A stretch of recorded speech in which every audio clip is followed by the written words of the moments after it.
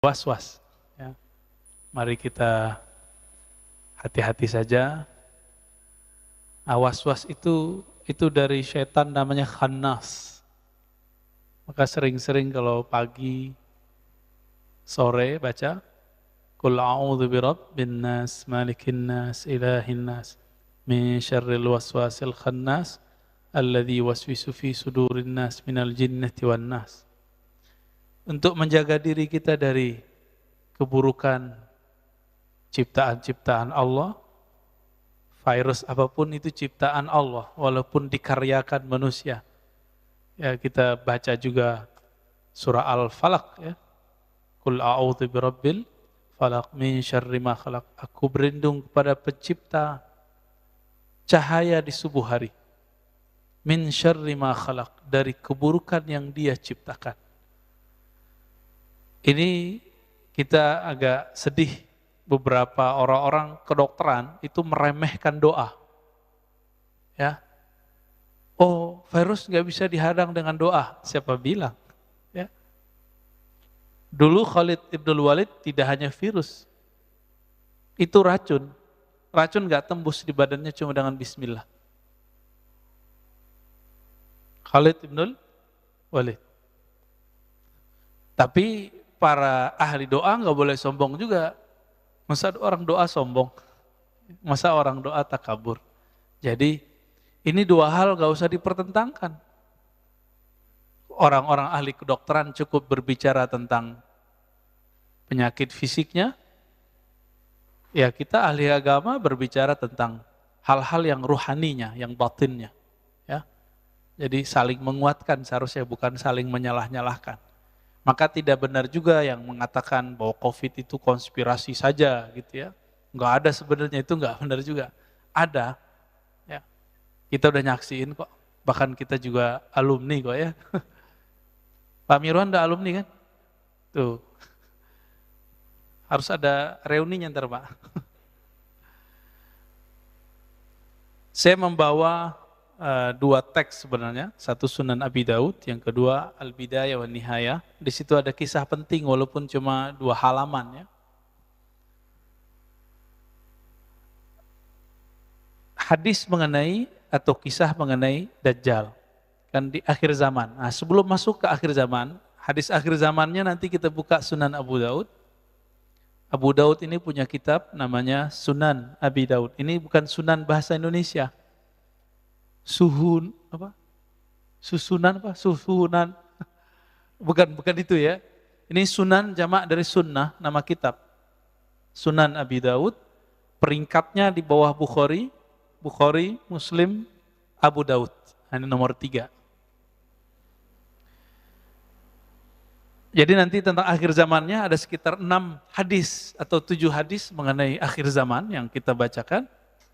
Kalau sempat ya. Namun, orang melupakan tentang cerita awal dari Dajjal. Dajjal itu gelar sama dengan Al-Mahdi. Dan yang paling unik, Dajjal itu gelarnya yang berikutnya yang populer adalah Al-Masih. Al-Masihud Dajjal. Yang dapat gelar Al-Masih siapa lagi? Nabi Isa. Al-Masihu Isa ibnu Maryam. Apa arti Al-Masih dari bahasa Arab? Masaha. Masaha itu yang diurap, yang disentuh. Maka siapa yang disentuh oleh Al-Masih, dia mendapatkan sesuatu. Jika orang itu sakit, dia sembuh. Jika orang susah, dia langsung senang. Itu Al-Masih. Ada Al-Masih yang hakiki, itu Isa alaihissalam. Ada Al-Masih yang palsu.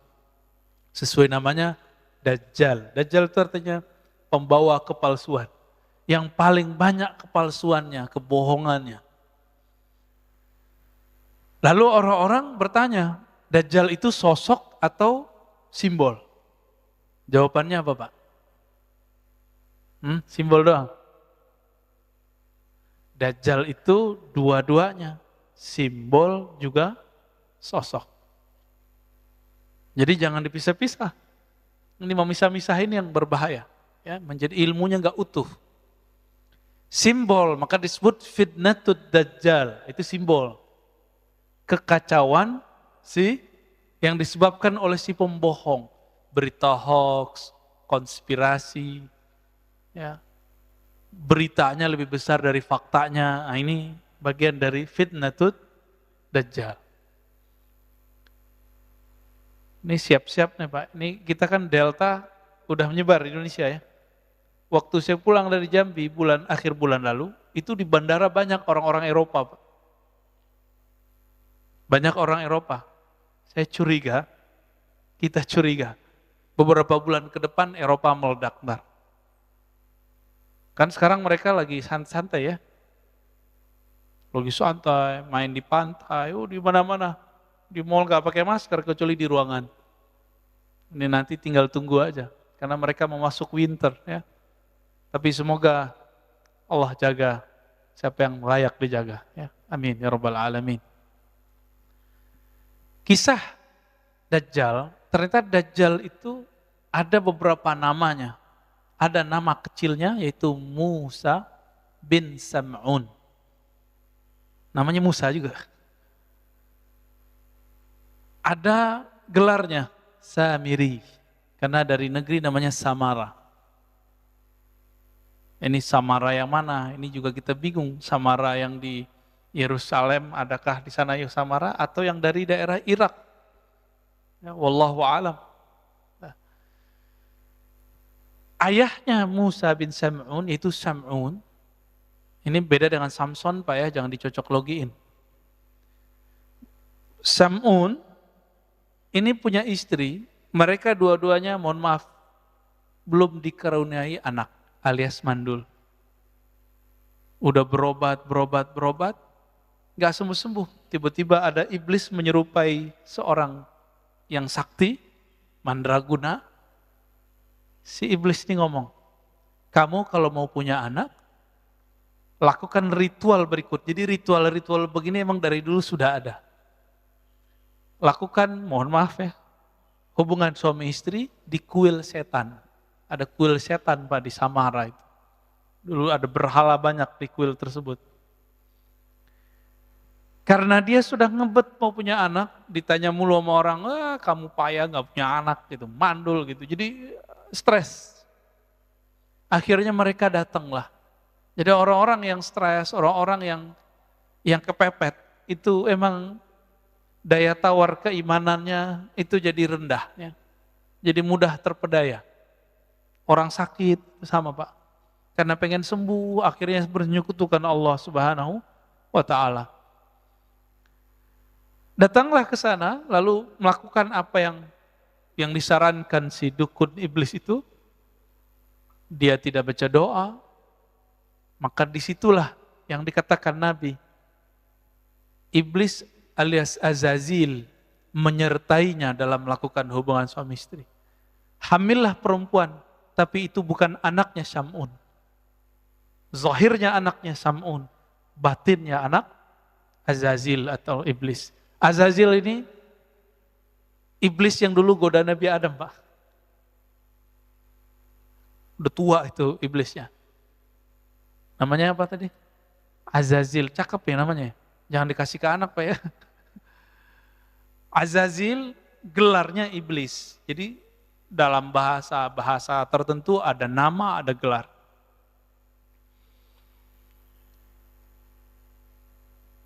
Lahirlah si anak, dikasih namalah Musa. Musa itu artinya anak air. Begitulah lebih kurang. Kalau orang-orang Ibrani, bahasa Ibrani menyebutnya Musa. Sya. Ya. Musa bin Sam'un.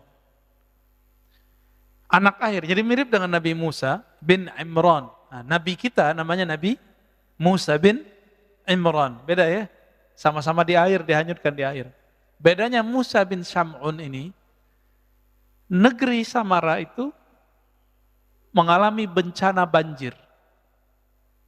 Banjir Pak, habis, satu penduduk habis, orang tuanya hanyut gak tahu kemana. Musa bin Sam'un waktu itu umurnya masih setahun atau 2 tahun, diutuslah oleh Allah Jibril alaihissalam untuk membawa anak ini ke satu pulau. Begitu riwayatnya. Dibawalah ke satu pulau. Nah, ini diabadikan dalam ayat Al-Quran. Ya. Dalam Al-Quran, surat Al-A'raf, surat Toha. Ya. Di ayat berapa ini ya?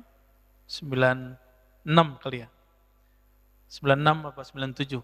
Qala basurtu bima lam yabsuru bih faqabattu qabdatan min atharir rasul fanabastuha wa kadzalika sawwalat li nafsi. Apa kata Samiri? Nanti kan gelarnya Samiri. Ketika ditanya oleh Nabi Musa, ada apa denganmu Samiri? Kok kamu bisa bikin berhala bisa ngomong? Kata dia apa? Basurtu bima lam yabsuru bih. Aku dapat melihat yang mereka tidak bisa lihat. Nah, siapa yang dilihat oleh si Musa bin Sam'un alias Samiri? Jibril. Jadi Jibril alaihissalam diutus oleh Allah untuk mengajar dia. Ini persis seperti dulu ketika terjadi bencana alam semesta, kiamat pertama di bumi. Hancurlah itu karena kelompok jin Banul Jan, itu mereka menghancurkan bumi, Pak. Melakukan kerusakan, bunuh-membunuh. Dulu jin itu, jin, Banul Jan namanya. Itu kelompok yang lebih tua dari iblis sekarang ini. Itu mereka di bumi bertubuh fisik, Pak, ada jasadnya.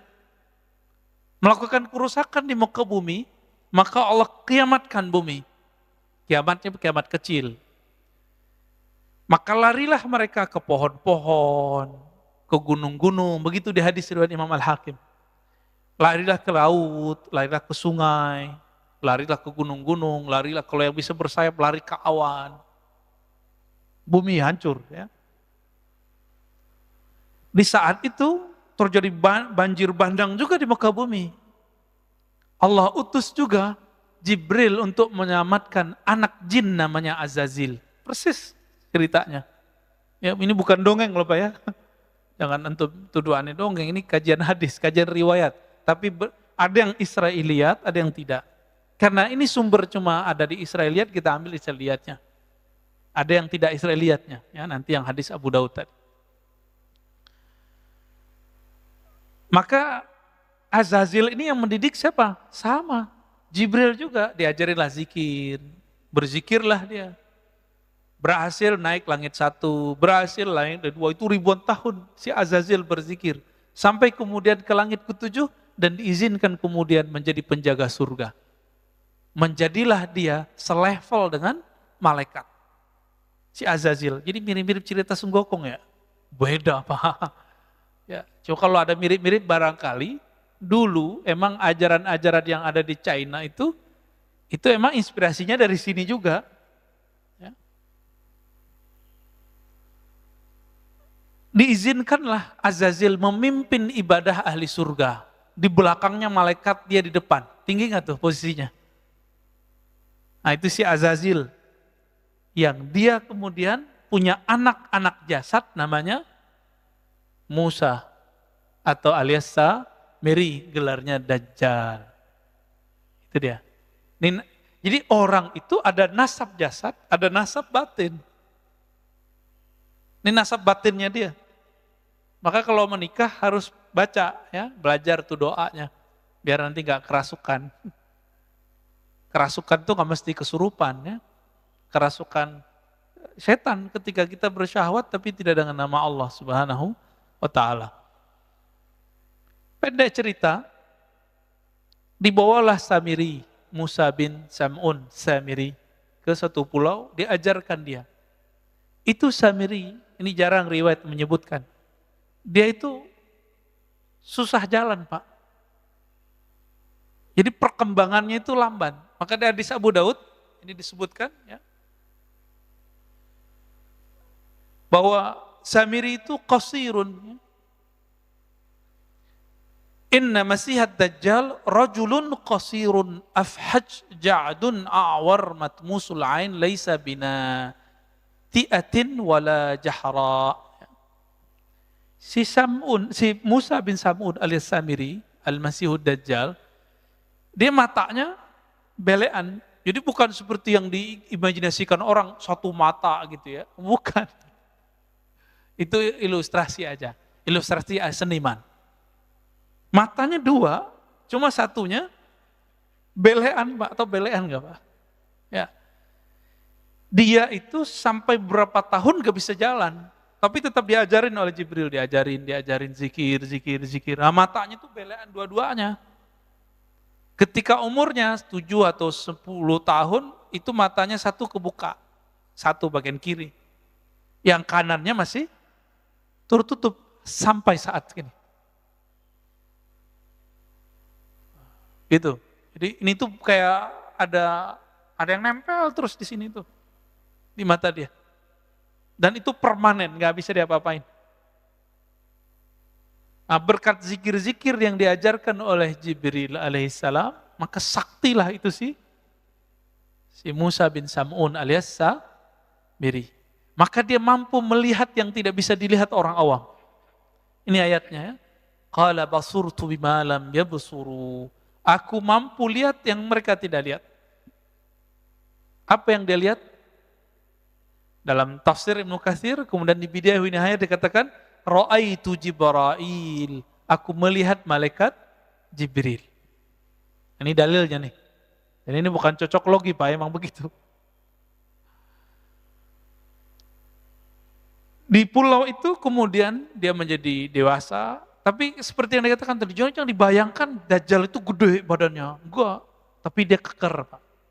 Rajulun qasirun. Laki-laki yang pendek. Pendek dia. Cebol kali ya orang nyebutnya. Apa sih istilahnya saya nggak ngerti deh. Ya.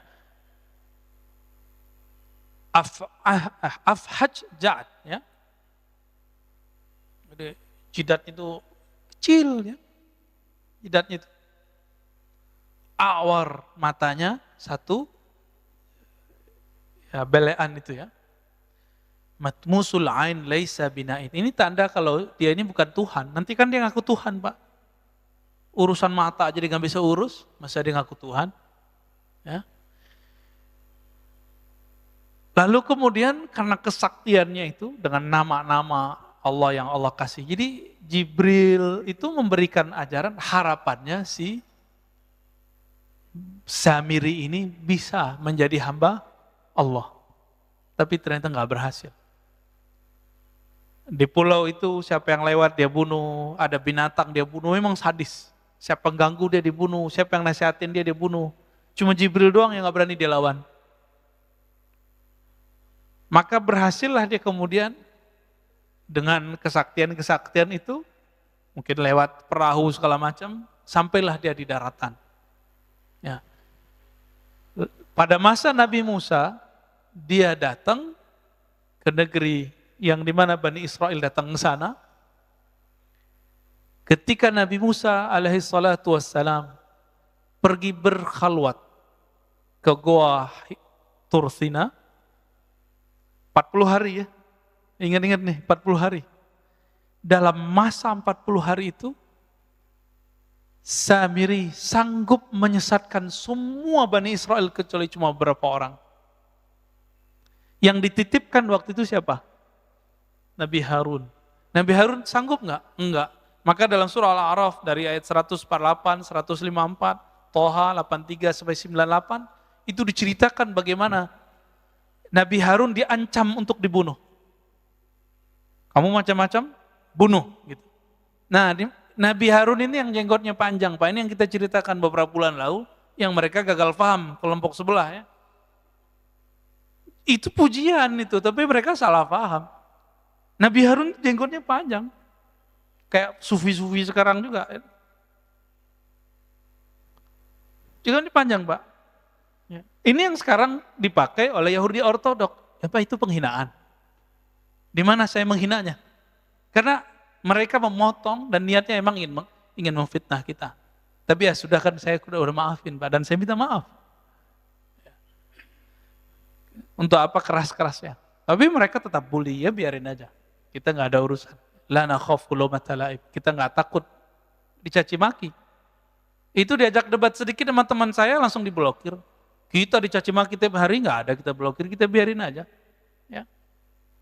Kecuali ngomongnya kasar-kasar, jorok-jorok, ini kita nggak hiraukan. Ya. Ya. Ini udah muncul nih. Ini hati-hati Pak ya. Di dalam diri kita ada sisi apa? Binatang ternak, ada sisi sifat binatang buas. Kalau ada orang, kalau lagi tengkar, ngomong jorok itu di dirinya lebih dominan sifat binatang ternak. Ngerendahin orang, cari makan lu, gitu ya. Mau terkenal lu, gitu. Ya. Nggak fitnah, nggak makan. Nah ini tanda, isi perutnya cari makan, cari makan, cari makan. Jadi dia kalau mandang orang, ceramah, dikira cari makan. Emang kita nggak punya kerjaan. Ya. Emang kita pengangguran, dituduh-tuduh begitu. Ini karena karakter itu.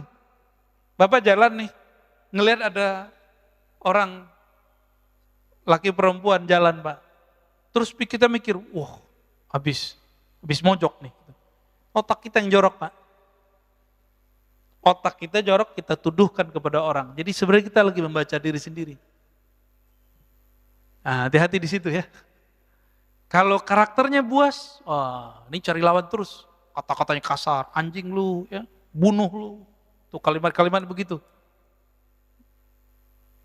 Kalau bahasanya dominan syaitan di dalam dirinya, bahasanya pakai dalil-dalil, tapi habis itu diplesetin, dalil plesetin. Teks-teks, hujah-hujah, kitab-kitab digunakan untuk mencaci maki. Nauzubillah min dzalik. Kita dari dulu dicaci maki, kita biasa aja. Cuma mengatakan seperti itu jadi ramai. Ya sudahlah ya.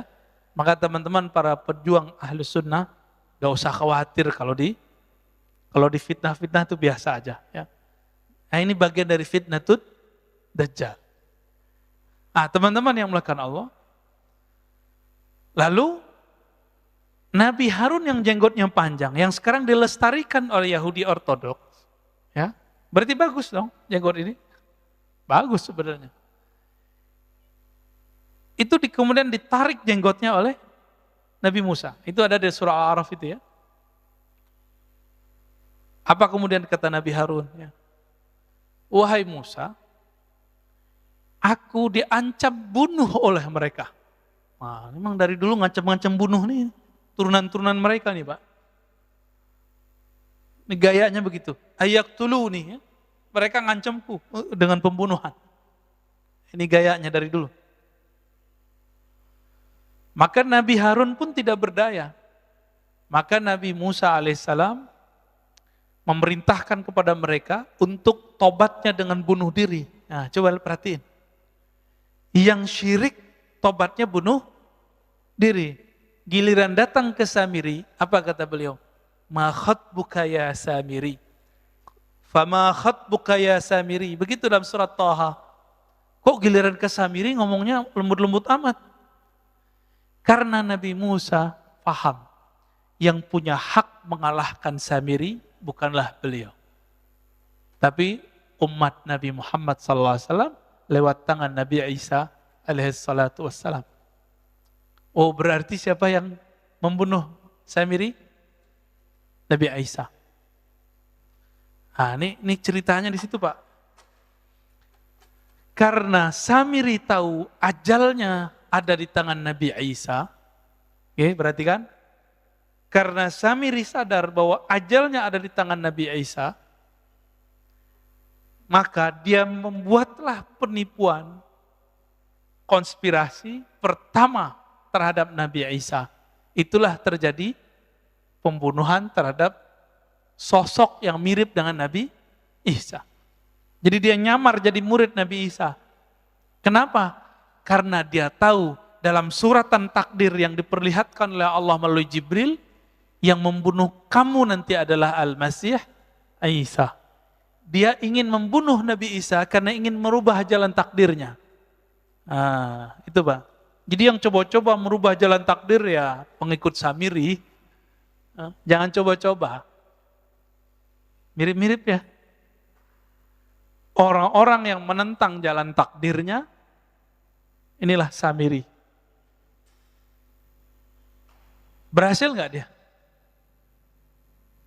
Ketika dia mau menjebak Nabi Isa, berhasil nggak dia? Dia nggak berhasil. Yang dibunuh, yang disalib siapa? Dalam tradisi kita loh ya, riwayat kita, Yudas Iskariot. Meskipun dalam agama Nasrani, itu yang disalib tetap Nabi Isa. Nah itu urusan perbedaan faham lah ya. Namanya beda agama ya, beda faham. Beda mazhab aja beda faham, masa beda agama nggak boleh beda faham. Ya. Nah ini versi kita loh ya, versi kita. Bahwa Nabi Isa tidak disalib. Nah, ayatnya kan jelas ya. Innama syubbiha. Sesungguhnya hanya diserupakan dengannya. Diserupakan dengan Nabi Isa. Wa ma salabuhu. Mereka tidaklah menyalib Nabi Isa. Tapi hanya diserupakan. Nah itu mainannya sih Samiri. Itu otaknya cerdas. Sekelas Nabi Isa bisa dijebak, maka murid Nabi Isa cuma 11. Inilah yang disebut Hawari. Yang mengikuti ajaran Nabi Isa lewat jalur yang 11, ini baru benar. Sampai datang Nabi Muhammad SAW. Di luar jalur itu bukan ajaran Nabi Isa. Ya. Nabi Isa tidak pernah mengajarkan untuk menyembah dirinya. Dia menyembah Allah Subhanahu wa taala. Itu bisa kita buktikan di kitab-kitab terdahulu dan kitab-kitab yang diturunkan kepada kita. Nabi Isa mengajarkan la ilaha illallah. Kita bisa cek ya.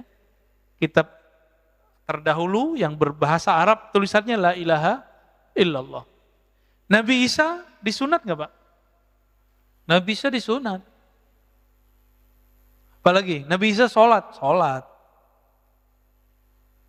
Nabi Isa mirip sekali yang diajarkan Nabi Muhammad SAW. Tidak berhasil membunuh Nabi Isa kemudian diangkat. Wa rafi'uka ilai. Meskipun ada penafsiran, Nabi Isa sudah diwafatkan. Inni mutawaffika wa rafi'uka ilayya. Di sini kata kuncinya.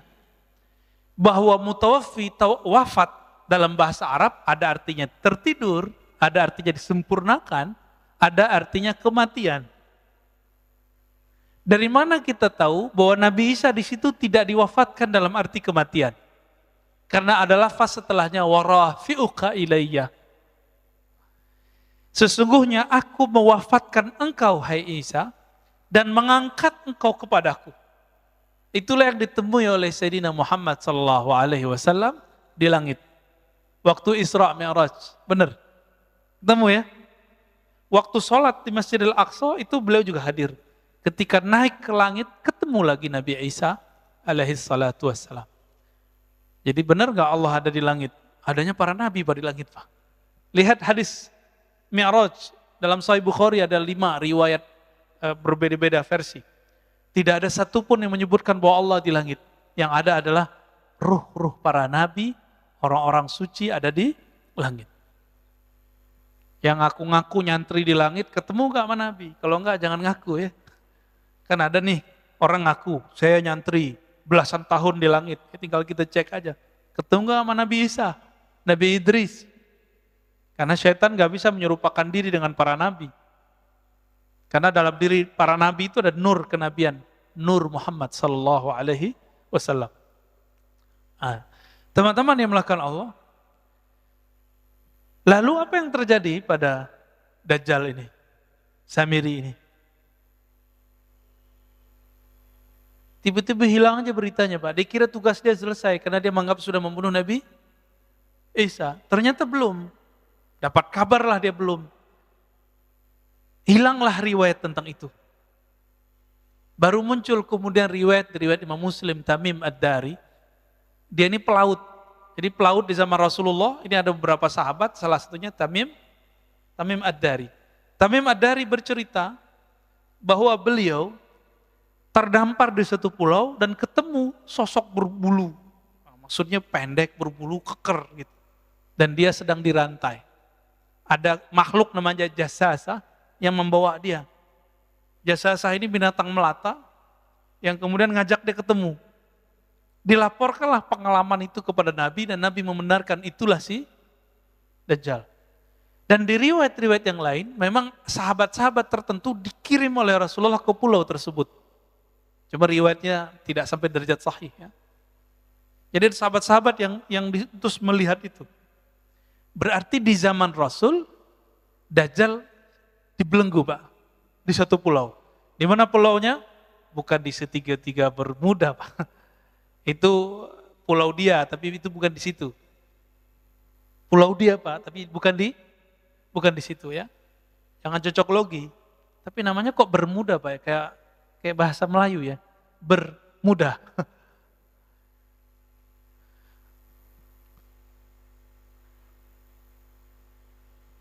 Kita masuk ke hadis Abu Daud ya. Hadis Abu Daud judul babnya Khurujud Dajjal, keluarnya Dajjal. Ini Huzaifah Al-Yamani dan Abu Mas'ud Al-Badri, bukan Ibnu Mas'ud ya. Apa kata beliau? Ijtama'a Hudzaifah wa Mas'ud, faqala Hudzaifah berkata, la ana bima ma'ad Dajjal a'lamu minhu. Saya lebih mengerti persoalan Dajjal daripada Abu Mas'ud. Nah, ini dalil boleh ngomong saya tahu dalam bab keilmuan untuk membagi keilmuan, bukan untuk gagah-gagahan. Tapi ini sambil candaan nih, Huzaifah ini sambil candaan sama dia. Aku lebih tahu dari dia gitu. Bukan bilang, saya lebih mengerti daripada kamu boleh ngomong gitu ya. Jangan ngambil lapak saya, enggak begitu Pak ya. Kan ada juga yang dai begitu ya, enggak mau diambil lapaknya. Emang lapak ini milik dia. Inna ma'ahu bahran min ma' wa nahran min nar.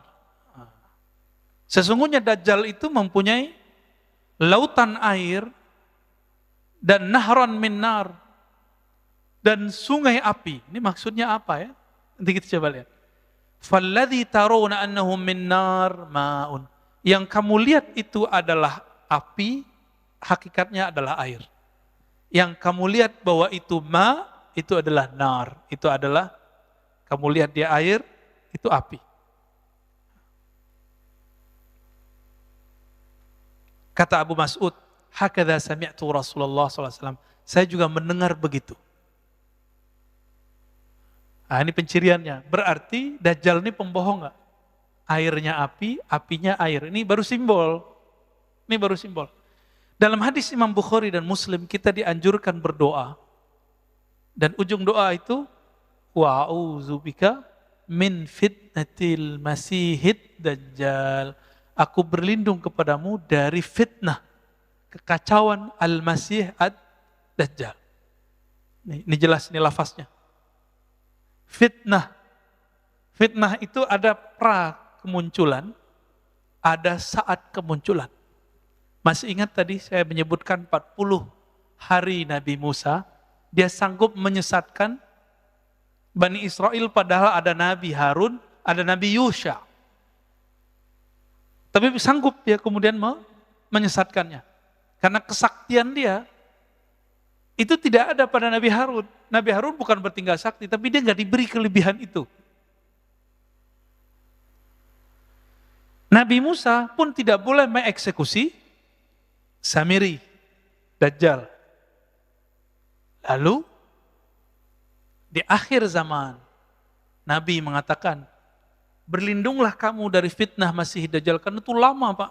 Fitnah Masih Dajjal ini sudah dimulai dengan virus-virus ini. Ini analisa Al-Habib Al-Adni. Ya, kita bisa lihat kajian-kajian beliau, ulama Yaman, temannya Habib Umar, namanya Habib Abu Bakar Al-Adni. Ternyata ini disepakati oleh banyak ulama, begitu juga masyaikh-masyaikh saya, dan saya sepakat dengan itu. Bahwa virus corona ini awal daripada fitnatut Dajjal. Apa arti fitnah tadi? Kekacauan. Kacau nggak di negara? Kacau Pak. Ya, nggak ada negara yang aman dari corona nggak? Ada nggak? Nggak ada. Brunei ntar lagi Pak, semuanya kena. Semoga aja nggak terlalu parah gitu. Semuanya kena. Nggak ada yang negeri kecuali kena semua. Puncaknya nanti ada musibah kelaparan nanti, ya. Ketika negara utang, bayar, beli vaksin udah jadi Tuhan sendiri. Kita dengan kaget mendengar beberapa kaum intelektual yang ngerti agama ngomong, virus ini bisa diselesaikan hanya dengan satu hal, vaksin. Walah, jadi musyrik dia tuh. Bung Karno ketika memerdekakan negeri ini, dia menyebut dengan rahmat Allah. Walaupun dia berjuang habis-habisan, masuk penjara, keluar penjara, diasingkan, dia nggak mengatakan hanya dengan cara berjuang, enggak. Dia memulai dengan atas nama Allah. Itulah simbol kewalian Bung Karno. Ini orang lupa nih. Kita lupa kan? Kita kira pendiri bangsa ini bukan seorang wali. Wali Pak, dia waliullah. Maka dia sayang dengan ulama-ulama. Cinta dengan ulama-ulama. Loh kok sekarang ada yang ngaji sejarah mengejek Soekarno. Ngisi di sini kalau nggak salah ya. Oh gawat ini Pak. Itu bisa berbahaya itu. Perkaranya bisa panjang nanti itu. Ngisi di sini loh Pak. Lalu berani kemudian memfitnah Bung Karno. Nah, kembali ke yang tadi. Ya. Samiri sebelum keluar akan terjadi fitnatud dajjal. Fitnah Masihid Dajjal dan itu lamanya bukan main. Puncaknya nanti adalah kelaparan yang berkepanjangan. Ini kita simbolnya kita lihat berapa tahun Nabi pernah mengalami kelaparan. Masih ingat nggak riwayatnya? 2 atau 3 tahun? 3 tahun. Dan ini akan berulang kembali. Akan ada masa, Bapak hitung aja yang ahli ekonomi, yang bisa menghitung-hitung devisa negara, kira-kira bangkrutnya negara kita tahun berapa nih? Kalau vaksin nggak bekerja, virus terus merajalela, mutasi, kira-kira tahun berapa? Hitung aja Pak. 2027, 28, 29, 30. Bisa jadi lebih cepat. Waduh, Pak Mirwan nakut-nakutin kita nih. Kata Pak Mirwan 2024 Pak. Belum Pak, 2024 masih ada duit. Masih ada devisa. Ya. 2024 kalau hitung-hitungan mereka masih ada. Ini setiap dari tahun kemarin sama sekarang, negara udah ngabisin duit untuk persoalan COVID ini udah banyak sekali. Dan itu bukan negara kita loh Pak ya. Saya dapat kabar dari sahabat saya, ya jamaah kita juga di Ekuador, kedubesnya Pak. Ya Pak Agung dan istrinya, itu ngabarin. Di sana negaranya nggak sanggup Pak beli vaksin. Kalau di Indonesia kan kedubes-kedubes negara lain aja divaksin ya. Dan itu gratis. Tapi dasar orang Indonesia nggak suka bersyukur, ngeluh tiap hari. Ngata-ngatain tiap hari. Nggak ada rasa syukurnya. Dikasih vaksin gratis juga. Ya. Nggak dikasih vaksin, rame. Dibilang membunuh rakyat. Dikasih vaksin, rame. Lockdown, rame. Nggak lockdown, rame. Bingung kan negara kita Pak. Ya kayak masjid inilah. Ini pengurus kan pusing nih. Dibuka, ada yang ngeritik. Ditutup, ada yang menghujat. Bingung kan? Selamat bingung Pak ya. Ini perjuangan akhir zaman Pak. Pengurus mundur, hilang. Allahumma sholli ala Muhammad. Kasihan Pak ya. Nih, aduh jamaah ini kadang-kadang mulutnya sama komentar-komentarnya kadang nggak pakai hati, nggak punya perasaan. Ini orang tiap hari diteror terus. Aduh, saya kasihan. Sekarang ini yang paling saya kasihan selain masyarakat di luar, itu pengurus masjid. Yang kedua, yang ngurus masyarakat kita, yang ngurus negara ini, serba salah. Kenapa masjid menjadi sorotan? Karena masjid bawa simbol agama, Pak. Kalau negara emang dari dulu udah dikritik orang, biarin dah ya. Ini masjid nih, siap-siap loh Pak ya. Buka, sepi, ya. Orang takut kerumun kan, tutup, rame.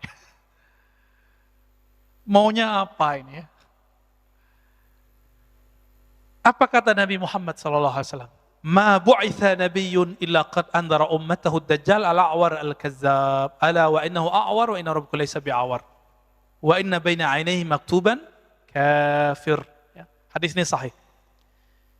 Tidaklah diutus seorang nabi kecuali nabi itu diperintahkan untuk mengingatkan akan kemunculan Dajjal. Kita nggak dapat kabar Pak ya, Dajjal ini perang sama Nabi Sulaiman, nggak dapat kabar ya. Perang sama Nabi siapa, ya dalam rupa yang beda-beda, formulasi yang beda-beda tentunya. Berarti setiap masa itu ada Dajjalnya, dari Nabi Nuh. Berarti Dajjal ini bermutasi juga dia Pak. Cuma Dajjal yang permanen itu Musa bin Sam'un Samiri. Ini permanen, dia belum mati-mati. Jadi kalau Musa bin Sam'un alias Samiri masih hidup, masa Nabi Khidir nggak bisa hidup? Ya nggak? Tor gitu bidolong dongeng lagi ya. Ya salam. Kita kan nggak dapat riwayat aja bahwa Nabi Khidir itu sebenarnya masih hidup. Kalau ulama ahlu zikir, ahli kolbu, ahli rohani, itu ijma, sudah sepakat bahwa Nabi Khidir itu masih hidup. Masih hidup. Ada beberapa nabi yang masih hidup. Nabi Ilyas, Nabi Idris, tapi beliau kan sudah pernah mati. Dan hadisnya sahih. Ayatnya juga ada. Ada satu nabi yang seharusnya dia hidup bangkit lagi, tapi kemudian karena kaumnya berkhianat kepadanya, setelah dia dimatikan, kemudian nggak dihidupkan lagi. Karena pesan dia nggak dilakukan. Namanya Khalid bin Sinan. Khalid bin Sinan itu nabi antara Nabi Isa dan Nabi Muhammad. Khalid bin Sinan ini pesan nanti kalau saya mati itu untuk ada suatu kemaslahatan maka dia dibunuh, dimatikan. Apa kata dia, kalau aku mati maka nanti jasad atau abunya atau apa gitu, saya lupa lafaznya, tolong nanti dilakukan begini. Ritual ini nggak dilakukan oleh pengikutnya, oleh umatnya. Maka dia tetap sekarang di alam barzakh. Jadi ukurnya dia belum mati, ukurannya. Kok bisa begitu ya? Ya emang bisa begitu. Itu namanya Khalid bin Sinan, baru dengar ya? Padahal riwayatnya ada Pak. Ada di Bidayah wa Nihayah, ada di beberapa kitab ya. Lalu ada Nabi Khidir. Dari kalangan musuh Allah itu ada Dajjal, ada iblis, ada jin. Jin itu kalau nggak dibunuh oleh jin yang sakti atau manusia yang sakti, dia nggak mati Pak. Jin itu. Korin, nggak hati-hati. Beberapa orang belajar zikir, nggak tahu, nggak ada bimbing oleh guru yang bersanad sahih kepada Rasulullah. Ketika dia zikir, yang datang Syekh Abdul Qadir, ternyata korinnya. Bukan Syekh Abdul Qadirnya. Bisa jadi gitu Pak. Yang datang katanya Syekh Bahauddin Naqsyabandi, ternyata korinnya. Bisa jadi begitu. Ini banyak kejadian nih. Ya. Ada orang tertentu yang terkena ini. Dan hati-hati. Ya. Bapak saudara makan Allah. Kemudian, apa kata Nabi? Ya. Kalau tadi 40 hari, maka nanti Dajjal itu keluarnya berapa hari? Juga 40 hari. Hari pertama seperti setahun, hari kedua seperti sebulan, hari ketiga seperti hari-hari yang lain. Hari seminggu. Itu di total 40 tahun rasanya. Rasanya. 40 hari di zaman Nabi Musa, sama 40 hari puncak dia khurujnya keluarnya, sampai kemudian turun Sayyidina Isa. Jadi Nabi Isa ini luar biasanya apa? Kalau Dajjal datang ke suatu tempat, lalu dia dengar ada Nabi Isa, dia kabur Pak. Karena dia pernah membunuh Nabi Isa, nggak mati-mati, ternyata diangkat ke langit. Berarti takutnya Dajjal dengan siapa? Nabi Isa. Tapi Nabi mengatakan apa? Inni qad haddastukum 'anid Dajjal hatta khasyitu alla ta'qilu. Ya. Kemudian fawallahi inna rajul la ya'tihi wa yahsibu annahu mu'min. Demi Allah, kalau Dajjal ada, nanti orang beriman datang kepadanya, bertemu dia masih mengira dirinya beriman padahal dia sudah kafir. Fayattabi'uhu mimma yub'ats bihi minasyubhat. Karena dia lapar. Tadi berapa tahun? 3 tahun masa paceklik. Saya nggak tahu tahunnya kapan ini. Tapi Bapak hitung aja, ini perkiraan loh Pak ya. Negara kita mulai nggak bisa gaji PNS-nya. Nah, itu berarti udah deket tuh. Ya. Mikir-mikir mau masuk CPNS tuh. Ini kabar takutnya loh Pak ya, kabar segernya nanti ada lagi. Kabar gembiranya ada juga Pak. Ini kabar menakutkan nih. Ketika negara sudah gak sanggup, ini kan beritanya negara kita coba adem-adem, tapi tetap saja beritanya kan gak adem. Udah kolab Pak ini. Negara udah gak sanggup bayarin rumah sakit, hotel, udah gak sanggup. Vaksin lagi nih, gak sanggup udah. Ditambah ada tikus-tikus yang menari di atas penderitaan vaksin ya. Kita sebut aja mereka tikus ya, gak usah politikus. Ini agak berbahaya ini. Di mana nanti negara-negara di dunia sudah lost semuanya karena hutang. Nah, inilah kezoliman yang luar biasa yang disebut dalam hadis Jawrah. Kezoliman yang luar biasa. Nanti batas-batas teritorial negara itu cuma nama aja. Udah gak ada lagi. Presiden, raja, gubernur gak dianggap lagi ntar. Itulah awal paceklik puncak di alam semesta. Seperti terjadi di masa Rasulullah 3 tahun nanti 3 tahun. Setelah itu baru muncul 40 hari Dajjal keluar. Tapi nggak usah khawatir. Kalau ada Dajjal berarti ada Al-Mahdi. Kalau ada Al-Mahdi berarti ada Nabi Isa. Al-Mahdi mau sholat Pak. Ada di satu masjid. Mau sholat di daerah Syam. Mau sholat tiba-tiba Nabi Isa turun. Dari Babul Lut, namanya dalam hadis ini disebutkan, dari Babul Lut. Dia ada di dalam riwayat ini. Indal manaratil bayda syarqiyya Dimashq, faidrikuhu inda Babil Lut. Al-Mahdi di dalam masjid, mau sholat. Turun Nabi Isa. Nabi Isa ketika datang, dipersilakan jadi imam. Mau nggak dia jadi imam? Enggak, kenapa? Al-Mahdi lebih pantas jadi imam. Loh kok bisa? Nabi Isa ini kan makhluk ruh. Gelarnya apa? Ruhullah. Gelarnya Nabi Isa. Karena dia nggak ada bapaknya Pak. Maka tidak ada campuran syahwat dalam dirinya. Ini Nabi Isa.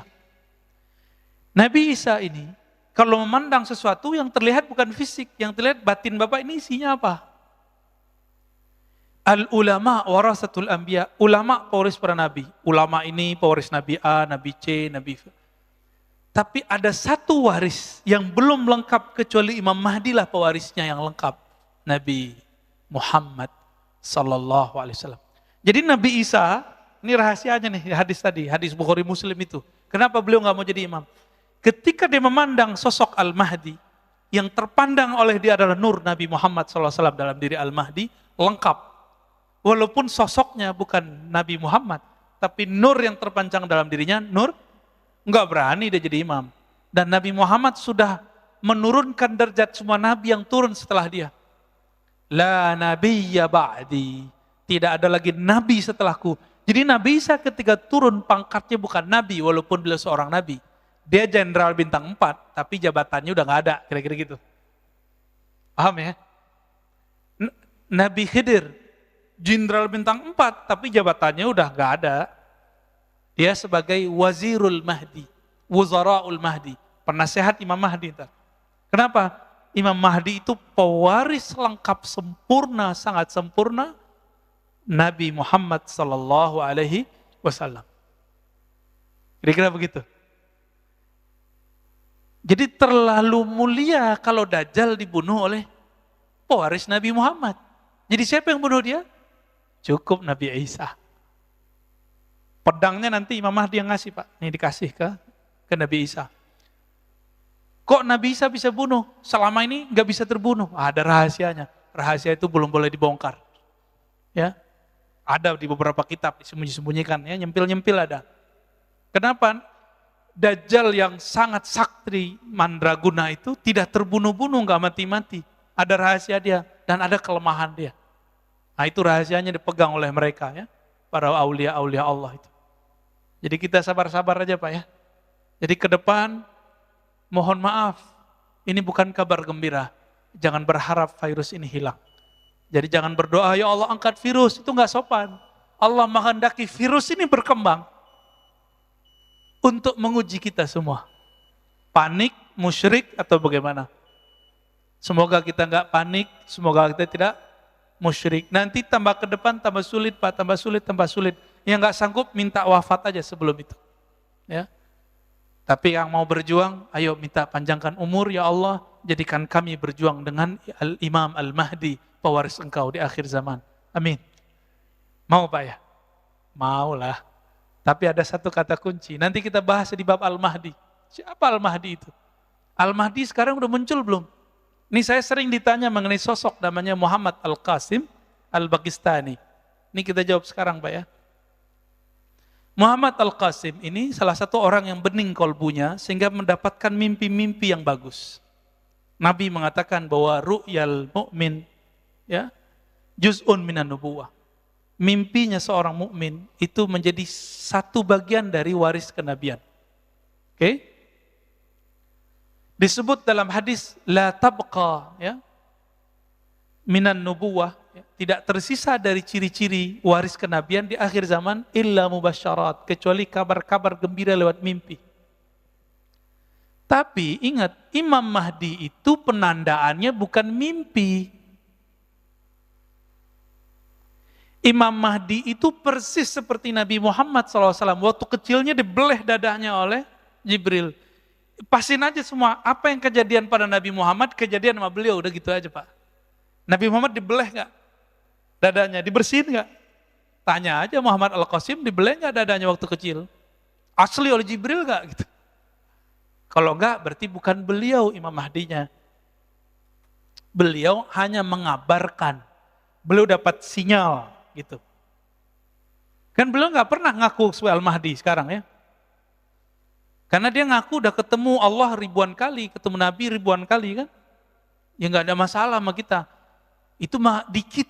Abu Yazid Al-Bustami setiap hari 70 kali dia bertemu Allah. Percaya Pak? Saya percaya. Ya. Abu Yazid Al-Bustami, kalau Nabi setiap detik per detik ketemu Allah. Nabi loh Pak ya.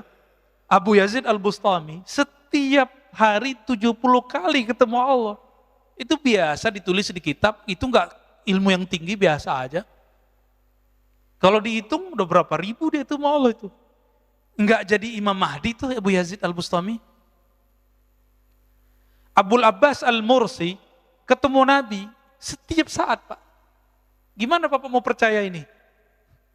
Kan dibilang dajjal lagi ntar sama orang, dongeng lagi ente. Gitu. Apa kata Abul Abbas Al-Mursi? Murid Imam Abul Hasan Syazili, gurunya Ibnu Athaillah Sekandari pengarang Al-Hikam. Yang kitabnya kita ganti hari ini dengan Sunan Abu Daud. Ya, requestnya antum tuh Mas Adit tuh ya. Apa kata Abul Abbas Al-Mursi? Kalau aku tidak memandang Rasulullah setiap detik, setiap nafas, maka aku kafir. Enggak jadi Imam Mahdi itu dia. Jadi Imam Mahdi enggak boleh Al-Mursi? Enggak.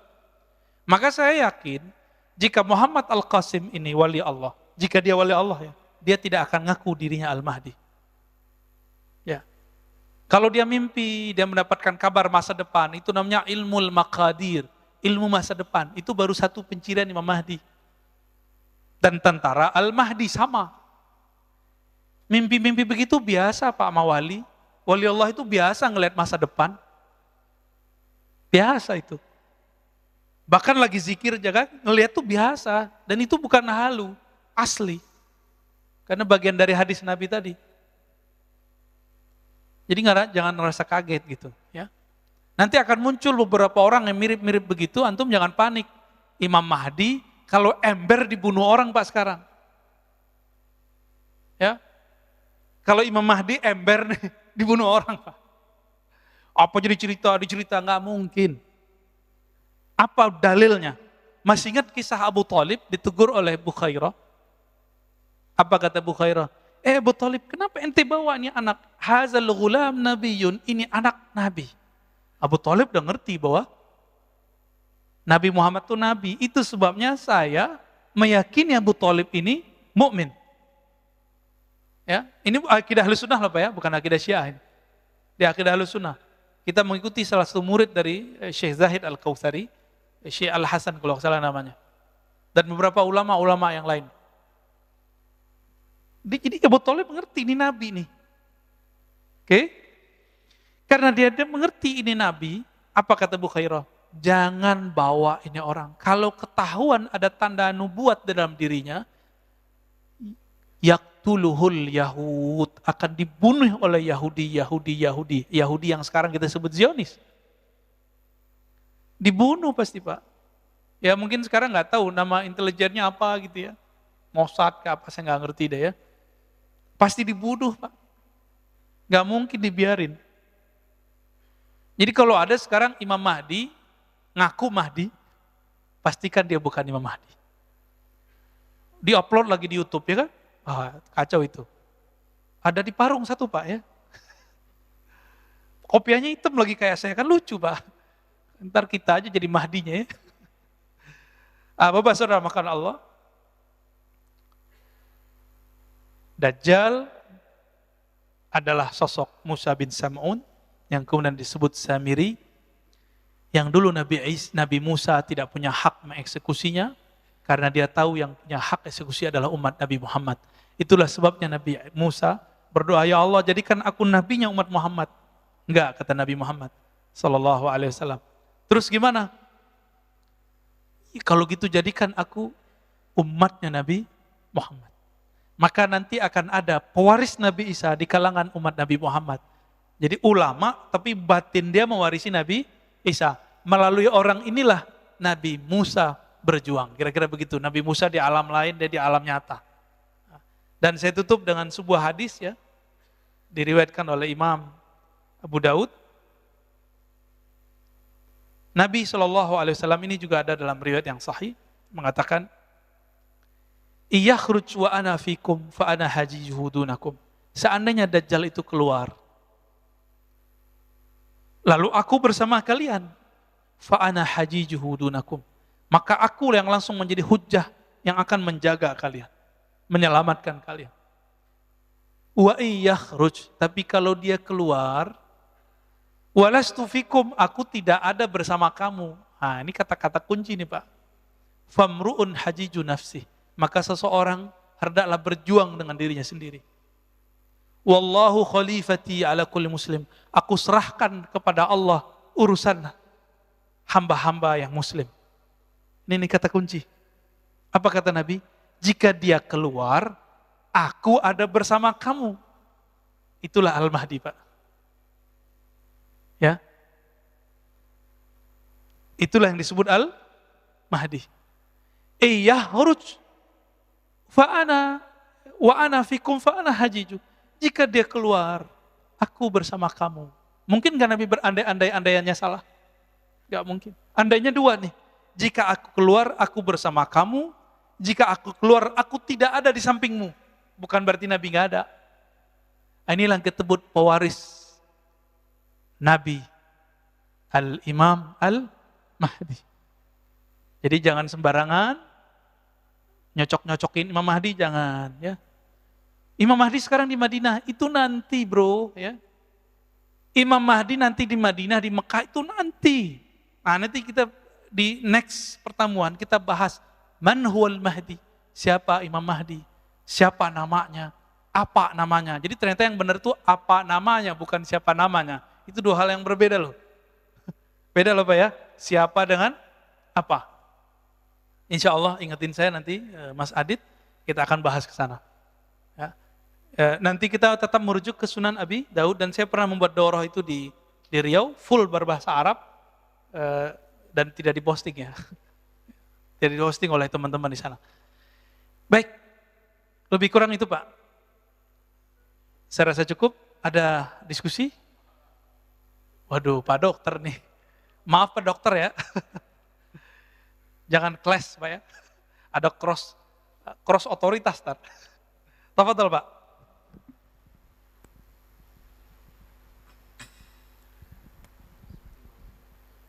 Bismillahirrahmanirrahim. Ini super menarik Pak Ustadz, terima kasih atas kupasannya. Semoga kita tunggu seri selanjutnya. Ya. Pertanyaan saya, pertama bahwa kisah ini atau proses runtutan yang akan terjadi berdasarkan tinjauan sunnah ya. Ini semoga kita terhindar dari fitnah Dajjal. Pertanyaannya adalah, apa yang kita harus lakukan ya? Dengan kita mengetahui ini, kemudian apa yang kita harus perbuat tadi, menyelamatkan diri sendiri dan seterusnya, ya, untuk bisa tadi kita tidak menjadi kemudian jadi kafir, musyrik dan seterusnya begitu Ustaz. Itu satu pertanyaan. Yang kedua tadi saya lihat ada hal yang saya kurang nyambung ya, terkait dengan Samiri tadi tidak berhasil membunuh Nabi Isa. Kemudian dia takut kalau Nabi Isa turun. Artinya dia tahu bahwa dia tidak membunuhnya. Jadi artinya tadi dikatakan bahwa dia mengatakan bahwa dia sudah membunuhnya, padahal diserupakan. Okay. Nah, saat Isa mau turun, dia lari, dia takut. Artinya apa? Artinya dia mengetahui kemudian itu seperti apa. Terus kemudian bahwa Isa itu tadi bukan jasad, jadi ruh, ya, jadi fisik. Beliau punya jasad. Jasad, tetapi sebenarnya tadi sisinya adalah sisi ruh. Pertanyaan saya, apakah ini tidak menselisih bahwa ayat yang mengatakan bahwa penciptaan Adam dan Isa itu sama? Ya, mohon penjelasannya Pak Ustadz. Bagus. Terima kasih. Itu aja dulu Pak Ustadz. Pertanyaannya Pak. Alhamdulillah. Yang pertama, kalau udah begini ceritanya kita mau ngapain gitu ya. Nabi pernah berkalam, tapi jangan dipahami secara harfiah ya. Man hafizah ya, asyara ayat min suratil kahfi usima min fitnatid dajjal. Ini satu versi, tapi di versi kedua awakhir. Siapa yang hafal permulaan 10 ayat dari surat Al-Kahf, di riwayat Imam Abu Daud tapi jalur Hisham. Karena lewat jalur Hisham Dustuwai ini gelarnya Amirul Mukminin fil hadis. Maka saya mentarjih, menguatkan, maka versi Hisham yang lebih sahih. Apa itu? Awakhir. Akhir surat Al-Kahf. Khawatim, ya, khawatim surat Al-Kahf. Penutup surat Al-Kahf. Jadi 10 ayat terakhir. Ternyata intinya coba Bapak lihat. Inti dari surat Al-Kahf itu ayat terakhirnya, Pak. Siapa yang menginginkan pertemuan dengan Allah, ya, maka janganlah menyekutukannya sama sekali. Fitnah Dajjal itu, lapar itu biasa Pak. Orang dibunuh itu biasa. Yang paling bahaya adalah musyrik. Kemusyrikan apa? Karena masalah lapar tadi. Lalu Dajjal kan datang. Ketika Dajjal nggak senang dengan suatu penduduk, suatu negeri, maka dia tahan tidak turun tuh hujan. Itu kan sakti kan Dajjal. Nggak tahu pakai alat canggih dia atau pakai asma kita nggak tahu. Ketika orang udah kelaparan, tidak ada tumbuhan yang tumbuh 3 tahun Pak lamanya. Maka ketika dia muncul 40 hari pertama itu, disitulah kemudian orang banyak menyembahnya. Karena dia tebar itu benih padi langsung tumbuh. Maka mulai sekarang rajin puasa Pak. Dari sekarang kurangi makan. Kurangi hajat untuk makan. Ini nggak makan dikit, istri telat dikit masak, marah sama istri ya. Gimana mau ketemu Dajjal ntar? Ya. Bisa-bisa antum bunuh istri ntar kan masalah itu. Bisa nyate anak ntar tuh. Bingung nggak ada lagi daging, nyate anaknya masih bayi kan. Nauzubillah min dzalik. Auzubillah min dzalik. Orang lupa kalau dia punya sisi rohani yang nggak pernah makan dan minum. Ruh kita nggak perlu makan dan minum, Mbak. Tapi tubuh fisik ini perlu makan dan minum. Dan itu cuma bisa dengan cara berserah diri secara total kepada Allah. Itulah ujung dari surat Al-Kahf. Khawatim. Maka saya meyakini itu. Jadi Bapak biar nggak ragu, ada namanya teknik jamak. Teknik jamak itu kalau ketika hadisnya 2, amalannya jadi 2-nya. Baca 10 sama baca 10 awal, 10 akhir. Lebih cakep lagi baca dari awal sampai, karena Ashabul Kahf, cerita di surat Al-Kahf itu cerita akhir zaman, semua berulang. Ya'juj Ma'juj, Nabi Khidir berulang semua Pak di situ. Ya, silakan dibaca, direnungi setiap hari Jumat. Ya. Kalau dia mengerti ayat ini, merasuk ke dalam dirinya makna itu, insya Allah itu jadi benteng dia nanti. Tapi Nabi kasih tahu, jika kamu mendengar Dajjal keluar, menghindar. Falya'ni anhu, menghindar darinya. Jangan merasa sok-sok hebat. Yang selamat nanti cuma anak kecil, Pak. Anak kecil yang sekarang ada di Al-Quds. Yang nanti ketika dia disembelih oleh Dajjal, hidup lagi, nggak mati-mati. Apa kata dia? Saya tambah yakin bahwa kamulah yang disebut oleh Nabi kami Muhammad SAW. Engkaulah Dajjal. Kabur Pak Dajjalnya. Lalu apa hubungannya dengan Nabi Isa? Dia mengira Nabi Isa sudah dibunuh. Tapi ketika Nabi Muhammad SAW diutus, disebutkan, Inni rafi'uka, aku mengangkat engkau. Baru Dajjal ngeh, oh belum mati ya. Itu dia. Dibuka lagi suratan takdirnya. Terus yang terakhir tadi apa Pak? Lupa ya nanya ya.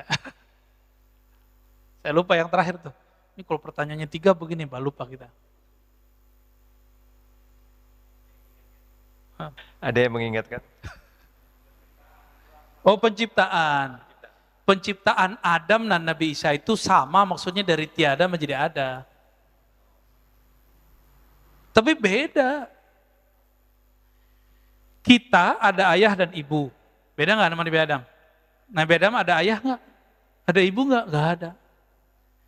Sayyidatuna Hawa, Eva, ada ayah nggak ada ibu. Sayyiduna Aisyah, ada ibu, tiada ayah. Beda Pak. Tapi dari ketiadaan menjadi ada sama. Khalq secara basyariah. Karena kalau versi surat Shad, inni khaliqun basyaran min tin. Aku ciptakan sisi manusiawi.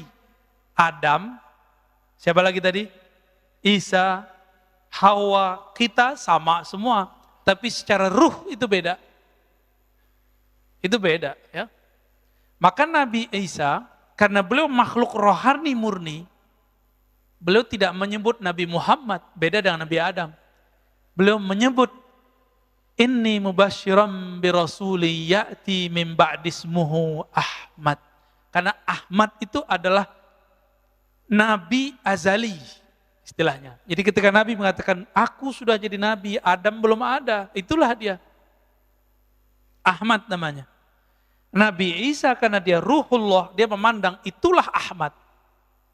Itu yang akan keluar namanya nanti Muhammad. Dalam hadis dikatakan, Nabi Muhammad bersabda, namaku di dalam kitab-kitab terdahulu, Injil atau Taurat itu Ahyad. Artinya sama, terpuji. Gitu ya. Jadi gitu Pak, jadi ini bukan satu hal yang berbeda, cuma dia perbedaan ibarah saja ya. Ya, ada lagi? Terima kasih Pak Ustadz. Ya. Jadi nggak rame-rame amat kan, jadi boleh panjang. Boleh. Kalau rame malah saya yang takut Pak. Ntar jadi dianggap buat kerumunan lagi kita. Ya. Alhamdulillah kajian yang sangat-sangat menarik. Dari saya ada 2 pertanyaan Ustadz. Ya. Pernah ada mendengar hadis bahwa di akhir zaman nanti ada fitnah yang seperti malam yang gelap gulita. Nah itu kami ingin mengetahui apakah betul itu untuk posisi kami sekarang seperti itu, atau ada penjelasan lebih yang detail mengenai Gelap hadis gulita. malam yang gelap yang berkepanjangan tersebut. Itu Iya, yang iya. pertama. Yang kedua, dari penjelasan Ustadz tadi bahwa Samiri berhasil menyesatkan umat Nabi Musa yang sudah istilahnya diajari dan dikader bertahun-tahun lamanya. Dengan mudahnya hanya ditinggal 40 hari mereka semua menjadi sesat. Karena tadi Samiri mempunyai kemampuan yang tidak dimiliki oleh yang lain. Dia bisa mempunyai kemampuan melihat alam gaib dan juga mempunyai ilmu yang canggih istilahnya. Nah, apakah betul nih kalau kita samakan, maksudnya ada penjelasan lebih ilmiahnya? Kita lihat zaman sekarang bahwa dari umat Nabi Muhammad sendiri mulai tidak meyakini sunnah-sunnahnya. Yang pertama, kita juga disuruh pakai masker, tidak bisa tersenyum. Maksudnya senyum itu kan sunnah Nabi. Lalu yang kedua juga kita sholat berjarak. Jadi seperti ada pengetahuan yang dia mengetahui bahwa cara untuk memisahkan umat muslim daripada sunnah-sunnahnya itu kok seperti mirip dengan cara-caranya dia menyesatkan umat Bani Israel zaman dahulu. Nah, bahkan Masjidil Haram sendiri yang Nabi Muhammad SAW pernah kita dengar dari guru kita, Habib, bahwasanya Nabi Muhammad SAW tidak pernah melarang orang bertawaf di Masjidil Haram, baik siang ataupun malam. Sekarang terjadi, dilarang dan dibatasi. Nah, apakah betul ini suatu kebetulan atau emang ada penjelasan ilmiahnya bahwa ya memang ini hanya Samir yang mengetahui teknik-teknik atau ilmu pengetahuan yang canggih yang bisa memisahkan umat dari ajaran nabinya sendiri gitu. Baik, baik. Terima kasih. Assalamualaikum warahmatullahi wabarakatuh. Assalamualaikum. Ini antara ilmiah dengan cocok logi gak mirip-mirip, Pak. Jadi kita harus hati-hati bener. Gak boleh tergelincir di sini.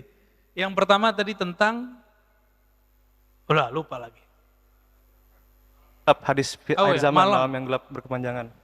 Itu pertanda bahwa secara harfiah saja dulu, gak usah secara maknawi, akan ada masa tidak ada energi sehingga kita punya cahaya gini Pak, gak ada. Gelapnya. Bapak masih ingat gak zaman-zaman dulu Pak, masih muda, masih kecil. Itu rasanya kalau malam tuh lama gak? Lama sekali. Saya walaupun di kampung saya itu orang udah punya listrik, tapi saya kan di pojok, Tanjung namanya, kita nyebut Tanjung. 500 meter kuburan Pak. Jadi rumah kita satu doang di situ. Yang lain udah dapat, tapi tiang listrik gak bisa masuk ke tempat kita. Ketika orang-orang udah punya listrik, saya gak ada. Itu setiap kali malam saya kalau baca buku tuh ya sedihnya kalau bukan main. Pakai lampu teplok itu, damar ya, taruh. Mata sakit itu Pak. Tapi saya terus baca. Saya kalau ingat tuh bisa nangis. Ingat ibu saya, ingat ayah saya itu saya bisa nangis kalau ingat itu. Dan rasanya lamanya bukan main. Nanti ditambah dengan kondisi seperti itu, ditambah kondisi psikologis. Ini kapan berakhir? Jadi 40 hari, 40 malam itu nanti. Nggak ada lagi tuh cahaya. Bahkan 3 tahun yang paceklik itu udah mulai Pak. Udah mulai susah makanan, susah energi. Orang mulai perang di mana-mana, perang bunuh-membunuh. Ya, sebelum itu terjadi, nanti banyak ulama-ulama jadi khawarij. Berarti dia bukan ulama beneran toh. Kafir mengkafirkan, bunuh membunuh, caci mencaci. Jadi sekarang caci mencaci ini awal Pak. Ini awal munculnya tentara-tentara Dajjal. Karena nanti targetnya satu, bunuh membunuh sesama muslim. Jadi jangan heran nanti tentara Dajjal itu pakai kopiah, pakai serban, pakai baju koko, pakai baju Islami. Tapi dia ngorok para habaib. Karena mereka nggak percaya ada habaib. Ngorok ulama-ulama waliullah. Jadi jangan heran nanti Pak. Sekarang kalau ada kelompok nggak percaya ada habaib, hati-hati. Hati-hati itu. Itu udah awal-awal tuh muncul. Padahal Nabi menjamin bahwa keturunannya pasti selamat, pasti ada, pasti langgeng.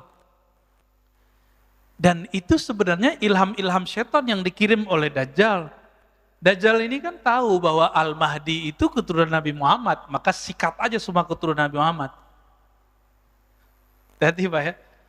Kita mengakui zuriat Nabi ini beragam, arah politiknya macam-macam. Ya kita hormati semua, gak usah ikutin arah politiknya, cintai aja mereka.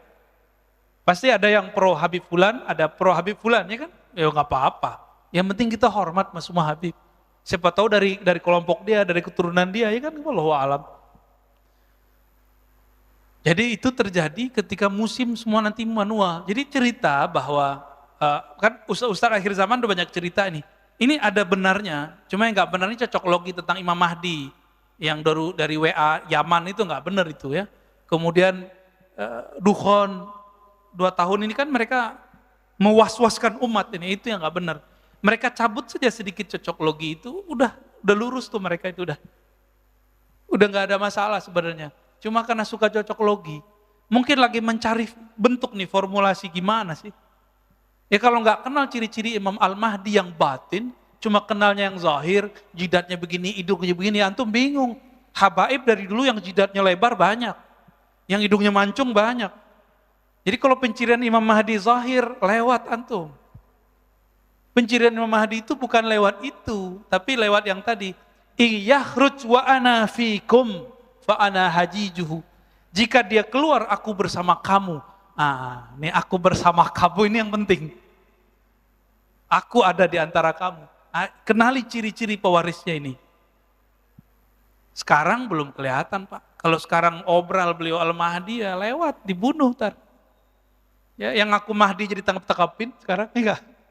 Minimal disidang sama MUI, sama Jawa, macam-macam lah. Terus yang kedua tadi tentang adakah ini memang agenda dari Dajjal, orang sholatnya udah pisah-pisah gitu ya, pakai masker, padahal kita harus senyum. Jangan jauh ke sana. Jangan ke sana. Nanti antum tengkar sama Pak Dokter nanti. Penanya pertama, sama kedua ntar tengkar Pak. Ini itu kalau versi usul fikih dan fikih disebut dengan sadduz zari'ah. Apa arti sadduz zari'ah? Sad menutup, zari'ah penghalang ya. Maksudnya preventif. Supaya udara yang bervirus itu nggak nyebar kepada saya, kita jaga jarak plus pakai masker. Gitu. Oh saya sehat aja Ustadz, iya antum sehat, tapi kan bisa jadi UTG.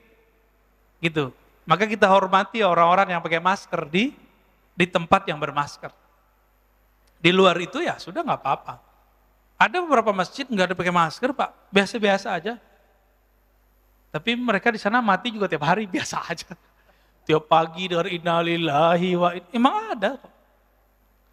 Kita mau kasih tahu virus ini ada. Baik secara zahir ataupun secara batin itu bisa dilihat. Secara zahir tanya dokter, secara batin tanya ahli-ahli rohani. Itu mereka bisa lihat. Jangan konyol seperti yang video itu diambil-ambil. Emang begitu? Kiai ya? Mati kan? Karena sombong sih ya. Sombong itu, konyol. Gak bisa begitu. Ya. Gak tahu tekniknya, gak tahu jeroannya, spirit yang ada pada COVID, jangan coba-coba. Ya. Itu ilmu-ilmu para wali itu. Yang sekarang Allah masih sembunyikan Pak. Wali itu kalau wali Allah ngerti, mereka tidak akan meminta bencana itu Allah angkat. Mereka mengatakan, kami ridho kepada takdir Allah. Nah, saya mau tanya Bapak ridho nggak? Ridho nggak nih COVID? Imannya benar.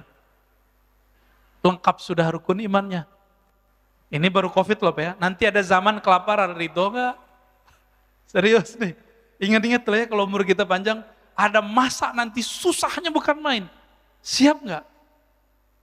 Katakan Rodi itu bilah, pegang perut nanti hilang pak laparnya insya Allah. Nanti yang kenyang itu ruhnya, sisi rohaninya yang kuat nanti insya Allah. Nah, nanti ada masa namanya masa Islah Al-Mahdi. Nanti kita jelasin ya. Kita buka Sunan Abu Daud, ada pembahasan menarik di situ tentang sosok Al-Mahdi. Ini kabar buruknya, nanti ada kabar gembiranya. Kedatangan sang pembawa waris cahaya Al-Imam Mahdi alaihi salatu wassalam. Jadi hindari saja kontradiksi dengan ilmu kedokteran ya. Tapi saya meminta juga tolong para dokter hormati juga ulama yang mengajarkan doa-doa, zikir-zikir ya. Karena mereka memandang yang tidak dipandang oleh dokter, sebagaimana dokter memandang yang tidak dipandang oleh ulama. Saling menghormati. Ya Pak Dokter ya, sepakat ya? Baik. 6:30 Pak, kesemangatan kita. Satu lagi Ustaz. Di mana nih? Satu Oh ya, lagi. silakan Pak. Ya. Bismillahirrahmanirrahim. Pertanyaan kami terinspirasi bahwa tadi Ustaz menyebutkan dengan rahmat Allah. Dengan rahmat Allah ada kemerdekaan dengan situasi yang sulit dan suatu harapan yang sangat baik. Dan kami juga pernah mendengar untuk masuk surga itu nggak cukup dengan ibadah yang kita lakukan, tetapi Betul. melainkan dengan rahmatnya Allah. Rahmat Allah. Nah, dan Nabi Muhammad juga tidaklah diutus kecuali membawa sebagai rahmat. Nah, dalam situasi yang kondisi seperti ini, pandemi seperti ini, kejadian yang beraneka ragam dan sulit untuk diprediksi, apa makna dari rahmat Allah itu? Bagaimana pengaplikasian daripada rahmat Allah dan bagaimana juga cara kita supaya mendapatkan rahmat Allah tersebut? Terima kasih. Wassalamualaikum warahmatullahi wabarakatuh. Ini pertanyaan kolbu nih Pak. Makasih Pak pertanyaannya. Nabi disebutkan tidaklah engkau diutus kecuali rahmat bagi alam semesta. Kita tidak masuk surga kecuali dengan rahmat Allah SWT, hadis Bukhari. Lalu Allah menyebut dirinya Rahman Rahim, sumbernya rahmat. Lalu apa aplikasinya? Kata rahmat itu yang membuat Bung Karno jadi wali, itu kata rahmat itu Pak. Bung Hatta jadi wali itu karena rahmat itu. Pejuang-pejuang zaman itu Allah angkat mereka jadi wali, Allah, kekasih Allah, tidak semua loh Pak ya. Karena kalam itu. Jadi jadi wali Allah itu gampang-gampang susah. Mengerti rahmat Allah, jadi wali. Ada wali diangkat jadi wali Allah, karena dia melihat ada anjing, kedinginan di tepi jalan, dia pakai jaket mantel yang zaman-zaman orang Arab dulu. Dia keluarkan itu, dia lepas, diselimuti itu, si anjing. Dia kedinginan tapi anjingnya nggak kedinginan, dia selamatin di tempat yang berteduh. Allah angkat jadi wali. Ada perempuan di zaman Bani Israel, perempuan PSK, jadi wali. Karena dia memberi minum anjing. Lain nama mu'alaf yang itu ya. Anjing mau ditabrak sama dia. Ya, belum jadi wali dia Pak. Maka bagaimana aplikasi rahmat? Orang yang ada nur rahmatullah dalam dirinya, dia tidak pernah putus asa. Satu, kejadian begini nggak pernah putus asa. Yang kedua selalu husnuzon, baik kepada Allah, apalagi kepada Allah dan juga kepada makhluk. Saya mau tanya Pak, COVID ini buruk semua atau ada baiknya? Apa baiknya Pak? Jadi insaf, waduh bahasanya soleh banget Pak. Kalau saya merasakan apa? Selama COVID saya bisa belajar lagi Pak. Saya bisa mentolaah lagi. Jadi kalau nggak ada COVID, saya nggak pernah ngaji hadis akhir zaman secara detail. Kalau nggak ada COVID, saya nggak belajar kitab Khatmul Aulia, pencirian-pencirian kondisi akhir zaman. Wali-wali akhir zaman ada di kitab Khatmul Aulia. Kalau nggak ada COVID, kita nggak bisa membahas tentang hal-hal yang harus dibahas semenjak hari ini, yaitu persoalan-persoalan ayat-ayat akhir zaman. Dan saya berguru lagi Pak. Jadi selama COVID itu saya berguru lagi. Walaupun secara rezeki kita nggak semudah dulu, tapi ternyata rezeki kan nggak hanya materi. Ada rezeki namanya ilmu. Ada rezeki namanya rasa takut kepada Allah. Bapak setiap hari dengerin inna lillahi wa inna ilaihi rajiun. Itu ada rasa takut gitu. Wah itu mahal itu Pak. Walaupun itu nyebelin juga kadang ya. Aduh, habis baca innalillahi lagi 5 kali sehari kadang. Ya, bikin kita shock. Tapi itu bisa menghilangkan cinta kepada dunia. Tapi nggak sedikit juga yang lagi sakit tambah sakit dia dengerin Pak. Jadi husnuzon, apa kata Nabi? La yamutanna ahadukum illa wa huwa yahsunuzanna billah. Jangan kamu mati kecuali kamu berbaik sangka kepada rahmat Allah. Bapak tahu kapan mati? Bisa setelah ini, bisa besok, bisa lewat COVID, bisa tabrakan, bisa nggak apa. Ada teman kita, Ustadz, habis makan kecekuk mati, Pak. Belum lama ini. Ada teman kita, Ustadz, dakwah kemana-mana. Pulang sakit kepala, tidur nggak bangun-bangun. Nggak kena COVID ya, nggak ada kena COVID. Mati juga. Jadi Allah itu mematikan orang lewat COVID sama dengan mematikan orang dengan cara yang lain. Cuma beritanya yang gede-gede amat. Jadi saya sepakat kalau ada gerakan kurangi berita COVID. Banyakin berita sembuh dari COVID. Ya, sepakat nggak Pak Dokter? Ini terapi Pak Dokter kita tanya. Jadi bagaimana caranya? Berbaik sangka setiap saat Pak. Ciri-ciri orang husnul khotimah, dia berbaik sangka. Dan masalahnya spirit jahat yang ada pada COVID ini membuat sifat buruk dan buruk sangka itu keluar pada orang. Maka coba lihat, mohon maaf, orang-orang kalau kena COVID itu ngomongnya nggak benar Pak, ngelantur. Itu secara kedokteran bisa dijelaskan Pak. Kalau oksigen kurang, orang ngelantur nggak Pak? Karakter buruk di dalam dirinya keluar semua. Semua kata-kata kasar, keluhan keluar semua. Tapi kalau di dalam kolbunya ada kebeningan, yang keluar nama Allah. Mumpung belum COVID Pak, tanam di kolbu ini rahmatullah. Berbaik sangka kepada Allah. Setiap pagi baca, nggak hafal bahasa Arabnya, bahasa Indonesia. Raditu billahi robba, aku ridho apapun kehendak Allah. Aku sehat, aku syukur, aku dapat bencana, dapat ujian, aku ridho. Ridho aja Pak. Itu dibisikkan setiap hari, pagi sore, pagi sore. Nanti Bapak kalau oksigen ini Bapak hilang, apa namanya Pak kalau oksigennya berkurang? Saturasi oksigennya 90, 80, 70, 60. Yang keluar tetap nama Allah, Allah.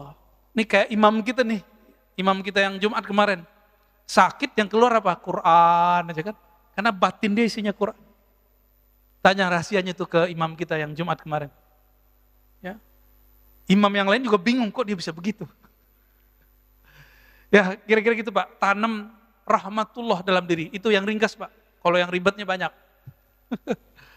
Cukup ya? Semoga kajian ini diberkahi Allah, diridai Allah. Bapak semua dijaga oleh Allah. Kalaupun mendapatkan hadiah COVID, ridho kepada Allah. Radina billahi rabba, wabil islami dina, wabi nabina Muhammadin nabiyya wa rasulah. Ya Allah, kami ridho apapun kehendakmu. Kami hanyalah hambamu ya Allah.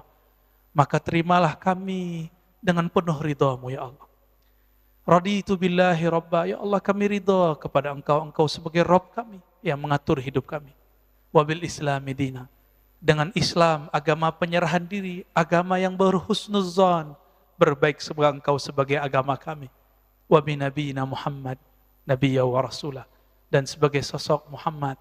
Sosok Nabi Muhammad adalah Nabi yang kami ikuti, Nabi yang berkasih sayang, Nabi yang selalu berbaik sangka. Na'udzu bikalimatillahi tammat min syarri ma khalaq. Ya Allah, kami minta perlindungan Engkau. Lindungi kami, keluarga kami, orang-orang dekat kami, orang yang hadir pagi ini dari keburukan makhluk-makhluk-Mu.